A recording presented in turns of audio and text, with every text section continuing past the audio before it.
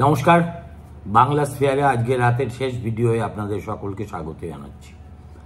আমি কেন জানি না, আমাদের দেশের সুপ্রিম কোর্টের প্রধান বিচারপতির নাম শুনলেই আমাদের বাঙালিদের একটা বড় অংশ আঁতকে ওঠেন। আমার কমেন্ট বক্সে এই ডিওয়াই চন্দ্রচূড়কে নিয়ে নানা রকম কটূক্তি আমি শুনতে পাই। এমনকি এটাও দেখেছি কেউ কেউ চন্দ্রচূড়ের নামটা ভেঙচিয়ে বলেছেন উনি তো চন্দ্রচূড় নন, উনি চন্দ্র বোরা। দেখুন, তার সম্পর্কে বাঙালির এই যে একটা দ্বিধাগ্রস্ত ভাব বা সংশয়, সেটা সম্পূর্ণ অমূলক, একথা আমিও বলি না। তার প্রধানত তিনটি কারণ আছে।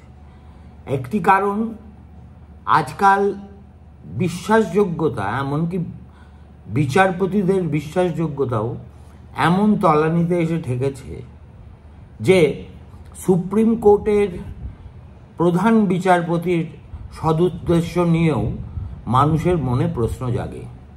সেটা তিনি অসৎ কাজ করেছেন বা কখনো করবেন বলে নয়, যতটা মানুষের মন এ ব্যাপারে বিষাক্ত হয়ে আছে বলে।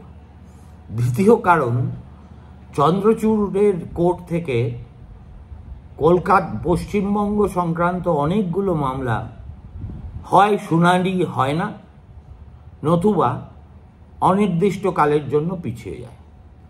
এই ধরুন, রাজ্য সরকারি কর্মচারীদের ডিএ মামলা, এই মামলা 2 বছর হয়ে গেল, এখনো পর্যন্ত উঠলই না।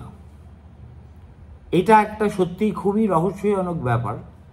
তার কারণ, এত গুরুত্বপূর্ণ একটা মামলা, এত মানুষের ভাগ্য বেতন যার সঙ্গে জড়িত, সেটা কেন, কোন রহস্যর কারণে সুপ্রিম কোর্টের তালিকায় আসছে না, এটা আমি তো গোয়েন্দা নই। সুপ্রিম কোর্টের রেজিস্ট্রি কেন এটাকে লিস্ট করছে না, সেটা সত্যিই বোঝা খুব দুষ্কর। তারপরে এই দেখুন, এসএসটি মামলায় একেবারে যেদিনকে সবাই প্রত্যাশা করেছিল যে সুপ্রিম কোর্ট হয়তো আজকেই একটা এসপার কি ওসপারের রায় দিয়ে দেবে, সেদিনও দেখা গেল যে একেবারে 1 মাস পিছিয়ে দেওয়া হলো মামলাটাকে। দেখুন, তারিখ পে তারিখের মানে হচ্ছে যে মামলার ধার ভোতা হয়ে যাওয়া, মানুষের ধৈর্যচ্যুতি ঘটা, এবং একবার যদি ধৈর্যচ্যুতি এমন একটা বিন্দুতে পৌঁছয় যেখান থেকে যে আর সহ্য হয় না, তখন মানুষ অপবাদ দিতে শুরু করে। আমার ধারণা ডিওয়াই চন্দ্রচূড়ের কপালে বাঙালিদের গালমন্দ জুটছে এই কারণেই। কিন্তু আমি সেই কথা বলার জন্য এই ভিডিওটা করছি না। আমি এই ভিডিওটা করছি সুপ্রিম কোর্ট সুমোটো হঠাৎ এই মামলাটি নিজেদের হাতে নেওয়ার পরে আমাদের মধ্যে অনেকেই খুব আঁতকে উঠেছিলেন। তারা ভেবেছিলেন যে এ বাবা, হাইকোর্ট তো দিব্যি তদন্তের আদেশ দিয়েছিল, হঠাৎ করে চন্দ্রচূড়ের কি এমন দায় পড়ল যে তিনি সুমোটো এই কেসটা শুনবেন বলে স্থির করলেন। দেখুন, আমাদের দেশে বিচার বিভাগের যে কাঠামো, তাতে সুপ্রিম কোর্টে বিচারাধীন কোনো বিষয় থাকলে অধস্তন কোনো আদালত সেটা নিয়ে আর চর্চা করতে পারে না। যদিও টেকনিক্যালি ভারতবর্ষের হাইকোর্টগুলি ঠিক সুপ্রিম কোর্টের অধীন নয়, উভয়েই কনস্টিটিউশনাল কোর্ট এবং উভয়েরই একই দায়িত্ব এবং ক্ষমতা আছে। তবু প্র্যাকটিস হলো যে সুপ্রিম কোর্ট একবার যদি কোনো মামলা ধরে, তাহলে সাধারণত কোনো হাইকোর্ট আর তার মধ্যে প্রবেশ করে না। তার মানে দাঁড়ালো এই যে আমাদের কলকাতা হাইকোর্টের এই প্রধান বিচারপতির এজলাসে আরজিকর মামলাটি যেভাবে এগোচ্ছিল এবং পরেই একটা দিন ঠিক হয়েছিল, সেটা আপাতত ঠান্ডা ঘরে চলে যাবে যতদিন না সুপ্রিম কোর্ট এ ব্যাপারে কোনো সিদ্ধান্ত নেয়। এখন আজকে কেন তারা এই ইনসিডেন্টটাকে হঠাৎ একটা সুমোটো হিসেবে করেছেন, তার একটা ব্যাখ্যা আজকের আদেশে তিনি বলেছেন। তার মূল বক্তব্য হলো যে we cannot wait for another rape to happen. আজকে শুনানি শুরু হওয়ার আগেই একটা দীর্ঘ রায় আমার ধারণা তাদের চেম্বারে বসে তৈরি করেই এসেছিলেন 3 বিচারপতি, এবং আমাদের প্রধান বিচারপতি তার যে সারাংশ সেটা আদালতেই পড়ে শোনান। এতে যেটা বলা হয়েছে সেটা হচ্ছে যে প্রথম কথা যে তারা এই মামলাটা নিয়েছেন আরজি করে যে ঘটনাটা ঘটেছে সেই ঘটনাটা যেভাবে ভারতবর্ষের সরকারি চিকিৎসা ব্যবস্থায় doctor, nurse, junior doctor, training, এদের যে একটা সার্বিক নিরাপত্তার অভাব বোধ সত্যিই খুবই প্রকট এবং অত্যন্ত অত্যন্ত প্রাসঙ্গিক, সেই কথাটা মাথায় রেখেই তারা আজকে এই কেসটাকে সুমোটো হিসেবে নিয়েছেন। এবং ওই যেটা মূল তাদের উদ্দেশ্য ছিল তার সঙ্গে বেনির সঙ্গে মাথার মতো আরজি করের ঘটনাও চলে এসেছে। তারা একটা কমিশন গঠন করে দিয়েছেন, ন্যাশনাল টাস্ক ফোর্স, এবং তাদের একটা ম্যান্ডেট তৈরি করে দিয়েছেন যারা এটা এ নিয়ে কি কি তাদের বিচার্য বিষয় সেগুলোও সুপ্রিম কোর্ট স্থিরীকৃত করে দিয়েছেন। আমি যেটা বাঙালি হিসেবে আমার খুব লজ্জা লাগলো সেটা হচ্ছে এই 10 জনের তালিকায় 9-10 জনের তালিকায় একজন বাঙালি ডাক্তারও নেই। দেখুন, এটা আমাদের পক্ষে খুব দুর্ভাগ্যের কথা। তার কারণ চিকিৎসা শাস্ত্রে এই কলকাতা শহর এবং বাঙালি একদা ভারতবর্ষের নেতৃত্ব দিত। সুতরাং বাঙালি ডাক্তারদের অবজ্ঞা করে জাতীয় স্তরে কোনো কমিটি গঠন হচ্ছে এটা ভাবাও এই কিছুদিন আগে পর্যন্ত কার্যত অসম্ভব ছিল। কিন্তু আজকে পরিস্থিতি এতটাই খারাপ হয়ে দাঁড়িয়েছে যে কোনো বাঙালি ডাক্তারকে সুপ্রিম কোর্ট এই ধরনের কমিটিতে রাখার যোগ্য বলেই মনে করে না। এটা যতটা না ডাক্তারদের নিজস্ব সমস্যার কারণে হয়েছে, তার চেয়েও বেশি পশ্চিমবঙ্গে চিকিৎসার যে আবহাওয়ার কথা বাইরের মানুষের কাছে যায়, তাতে সাধারণ মানুষের মনে এই ধারণা হওয়া স্বাভাবিক যে এখানে ডাক্তাররাও সম্ভবত রাজনীতির মতো সম্পূর্ণ ভোগে গেছেন। তারাও দুর্নীতিগ্রস্ত, তারাও চিকিৎসা ছাড়া আর বাকি সব কাজ করেন, ব্যবসা করেন, ইত্যাদি এবং ইত্যাদি। এখন তাহলে কাদের নেওয়া হলো? এদের মধ্যে 5 জন কিন্তু মহিলা। নেতৃত্ব দেবেন সার্জন ভাইস অ্যাডমিরাল আরতি সারিন, তিনি হচ্ছেন ভারতীয় নৌবাহিনীর ডিরেক্টর জেনারেল। দ্বিতীয় জন হচ্ছেন ডক্টর নাগেশ্বর রেড্ডি, তিনি managing director of Asian institute of gastroenterology and AIG hospitals, Hyderabad. 3 নম্বর mister M Srinivas, director all India institute of medical sciences, Delhi. 4 নম্বর Pratima Murthy, director NIMHANS, Bangalore.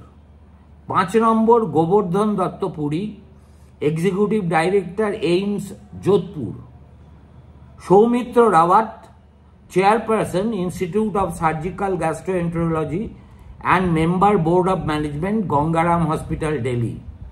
Professor Anita Saxena, vice chancellor Pandit DD Sharma medical university, Rohtak. Doctor Pallavi Saple, dean, Grant medical college, Mumbai and SAR JJ group of hospitals, Mumbai.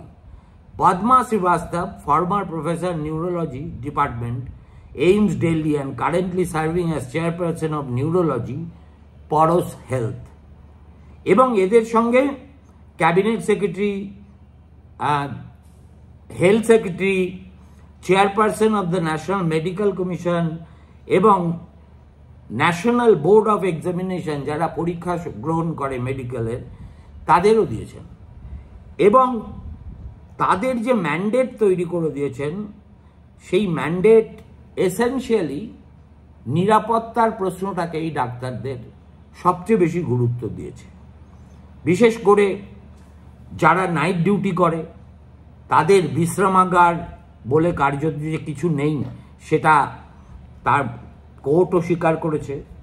Intern, resident, senior resident, তাদেরকে 36 ঘন্টা shift করতে হয়, যে এমন একটা পরিবেশের মধ্যে যেখানে স্যানিটেশন বলুন, নিউট্রিশন বলুন, হাইজিন বলুন, বিশ্রাম বলুন, কোনো কিছুরই মানে মনুষ্য পদবাচ্য বা মনুষ্য ব্যবহারযোগ্য কোনো পরিবেশ থাকে না।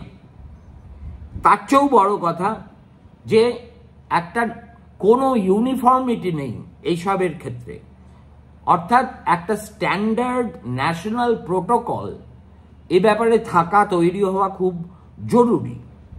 আর যেহেতু ডাক্তারবাবুরা যত তলার দিকে তত বেশি করে তারা প্রতিবাদ করতে ভয় পান, তাদের মনে হয় যে কর্তৃপক্ষ বোধহয় তাদের বিরুদ্ধে শাস্তিমূলক ব্যবস্থা নেবে, অতএব তারা মুখ বন্ধ করে এই অমানবিক এবং কমপ্লিটলি আনঅ্যাকসেপ্টেবল পরিবেশের মধ্যেই কাজ চালিয়ে যায়। আর নিরাপত্তা না থাকা, সুপ্রিম কোর্টের মতে এটাই এখন হচ্ছে নিয়ম। যদি কোনো দেখা যায় যে নিরাপত্তার পর্যাপ্ত ব্যবস্থা আছে, তাহলে ধরে নিতে হবে সেটা হচ্ছে ব্যতিক্রম। মেডিকেল প্রফেশনালসরা, বিশেষ করে young resident doctor, intern, nurses are left to handle unruly attenders. অনেক সময় বিক্ষুব্ধ জনতা তাদের পেশেন্ট নিয়ে হাসপাতালে রে করে ঢুকে পড়ে। Open access to health care facilities leaves medical professionals vulnerable to undesirable elements. এমনকি যারা এই ধরনের একটা গুরু দায়িত্ব পালন করেন, তাদের জন্য পর্যাপ্ত শৌচাগারের ব্যবস্থাও নেই। অনেক জায়গায় দেখা গেছে কমন টয়লেট বলে একটা টয়লেট আছে, যেটা এক একটা বিভাগের এক একটি, অর্থাৎ পুরুষ এবং নারীর আলাদা করে শৌচাগারও নেই। তারপরে এসেছে হোস্টেলের কথা। এই মেডিকেল প্রফেশনালরা যেসব হস্টেলে থাকেন, অনেক সময় দেখা যায় সেটা তাদের কর্মস্থল থেকে অনেক দূরে। তার ফলে এবং তাদের জন্য কোনো পরিবহনের ব্যবস্থা হাসপাতালের পক্ষ থেকে বা সরকারের পক্ষ থেকে করা হয় না।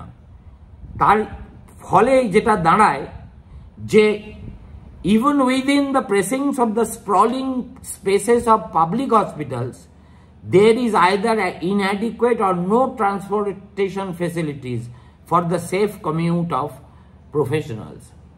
বাইরে থেকে, বাড়ি থেকে নিয়ে আসা তো দূরস্থান। বড় বড় হাসপাতালে দেখবেন যেখানে প্রচুর বড় এলাকার উপর হাসপাতাল তৈরি, সেখানে doctor, nurse, junior doctor, resident doctor এদেরও পায়ে হেঁটে এক জায়গা থেকে আরেক জায়গায় যেতে হয়। হাসপাতালের ভিতরে কোনো তাদেরকে এখান থেকে সেখানে নিয়ে যাওয়ার কোনো ব্যবস্থা নেই। পেশেন্টস এবং তাদের যারা অ্যাটেন্ডার্স, তাদের একেবারে আনরেস্ট্রিক্টেড অ্যাক্সেস থাকে হাসপাতালের যে কোনো জায়গায় ঘুরে বেড়ান। এমনকি ইন্টেন্সিভ কেয়ার ইউনিটেও তারা ঢুকে পড়ে, ডাক্তারদের রেস্টিং রুমেও তারা ঢুকে পড়ে। Lack of screening for arms and weapons at the entrance of the hospitals. হাসপাতালের একেবারে দোরগোড়ায় কোনো দুষ্কৃতী পকেটে রিভলভার নিয়ে বা বোমা নিয়ে হাসপাতালে ঢুকছে কিনা সেটা পরীক্ষা করার জন্য কোনো ব্যবস্থা থাকে না। তারপরে dingy and ill-lit places within the hospitals.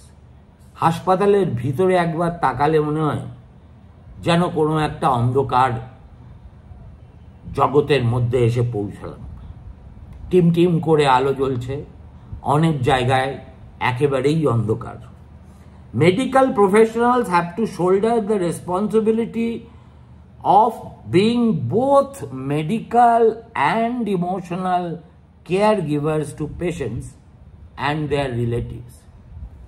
চমৎকার বলেছেন যে যারা চিকিৎসার কাজটি করেন এটা এতই মহান, তারা যে শুধুই মেডিকেল সেবাটুকু দেন তা নয়, তাদের পেশেন্টের এবং পেশেন্ট পার্টির যে ইমোশন আছে সেই অসুস্থ মানুষটাকে কেন্দ্র করে সেই আবেগের সঙ্গেও তাদেরকে সমান তালে যুঝতে হয়। কিন্তু there are no supportive facilities and no training in communication skills. এই কাজটা তারা কিভাবে করবেন? এটা মুখে বলা খুব সহজ, তার জন্যে এক ধরনের তো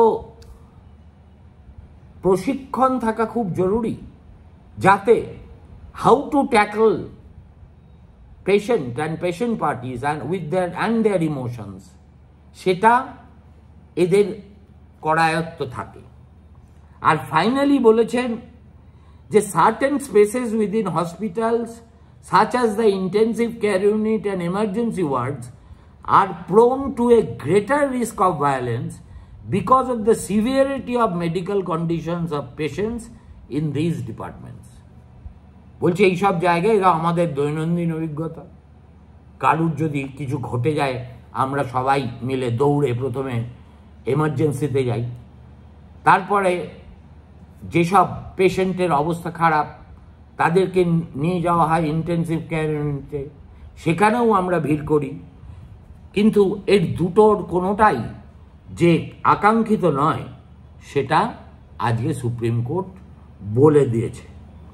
এবং আরজি করের সূত্রে এত বড় একটা সিদ্ধান্ত ভারতবর্ষের সর্বোচ্চ আদালত নিল, অথচ যে রাজ্যে এই হাসপাতালটি রয়েছে এবং চিকিৎসা শাস্ত্রের ক্ষেত্রে যে রাজ্যের সুনাম, যে শহরের সুনাম কিছুদিন আগে পর্যন্ত একেবারে দেশের মধ্যে 1 নম্বর ছিল, তাদের থেকে একজন প্রতিনিধিকেও ন্যাশনাল টাস্ক ফোর্সে নেওয়ার যোগ্য বলে সুপ্রিম কোর্ট মনে করেনি। সুতরাং সুপ্রিম কোর্ট এই যে ন্যাশনাল টাস্ক ফোর্স গঠন করেছে এবং কেন্দ্রীয় সরকারকে এরপরে বলবে সেটা ইমপ্লিমেন্ট করতে, হয়তো ইমপ্লিমেন্টও করা হবে, তাতে পশ্চিমবঙ্গের হাসপাতালের ডাক্তারদের, নার্সদের, জুনিয়র ডাক্তারদের হয়তো সুরাহা হবে, কিন্তু কোথাও একটা বিষাদের করুণ সুর তা সত্ত্বেও তো থেকে যায়। কেননা আমরা তো সামান্য যে 2-4টে বিষয় নিয়ে বাঙালি গর্ব করেছে তার মধ্যে শিক্ষা, স্বাস্থ্য এবং চিকিৎসা ছিল অন্যতম। ভালো থাকবেন, নমস্কার, শুভরাত্রি।